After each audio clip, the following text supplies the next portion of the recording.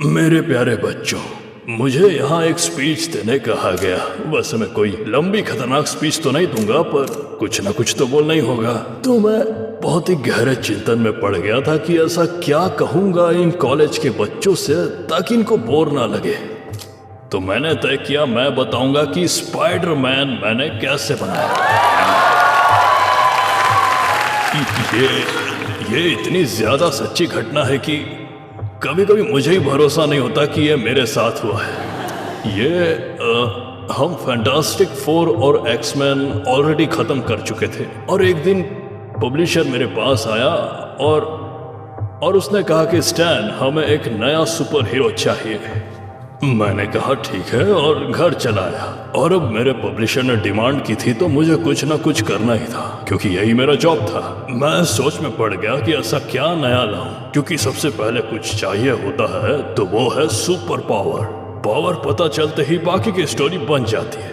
मैं super power के बारे में सोच ही रहा था कि मैंने एक मक्खी को दीवार पर देखा। देखते ही लगा कि क्या हो अगर सुपर हीरो दीवार में चिपक सके, उसमें रेंग सके। ये कितना धांसू लगता। नहीं, मैं झूठ बोल रहा हूँ। मुझे लगता है धांसू शब्द सही नहीं लगेगा, क्योंकि मेरे जमाने में धांसू का मतलब खतरनाक निकलता। मैं कभी झूठ नहीं बोलूंगा। तो पावर तो मिल गई थी, लेकिन अब नाम का क्या।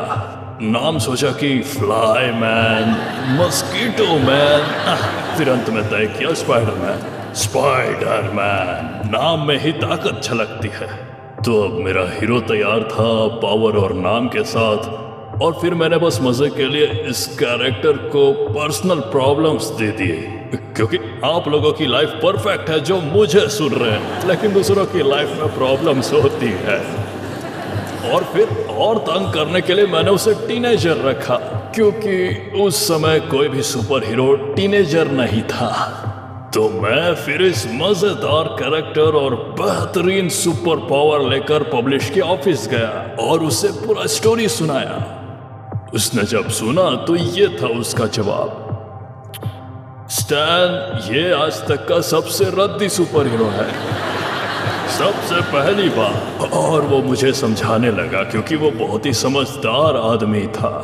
सबसे पहली बात, मकड़ियों से सब डरते हैं और तुमने उसे ही सुपर हीरो बना दिया है।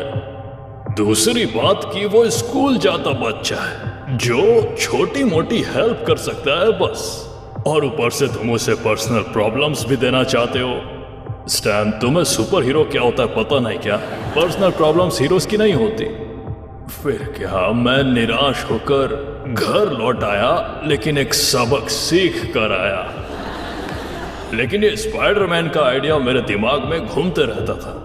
उन दिनों एक मैगजीन बंद होने वाली थी, क्योंकि वो बिक नहीं रही थी और हमें उस मैगजीन में आखिरी प्रिंट देना था। जब भी मैगजीन का आखिरी प्रिंट देते हैं तो किसी को कोई फर्क नहीं पड़ता कि उसमें कौन क्या छाप रहा है। मेरे दिमाग से स्पाइडरमैन को हटाने के लिए मैंने स्पाइडरमैन की स्टोरी उस मैगजीन में छपवा दी। तब जाकर मन शांत हुआ और मैं सब भूल गया। एक महीने बाद उस मैगजीन की सेल्स रिपोर्ट मिली। मेरा पब्लिशर दौड़ते हुए मेरे ऑफिस में आया। स्टैन, याद है तुम्हें वो हीरो जो हमने साथ में बनाया था, वो स्पाइडरमैन? सच में? उसने कहा चलो सीरीज बनाते हैं। तो मैं ये सब क्यों बता रहा हूं? ये बात अलग है कि मुझे टाइम पास भी करना था।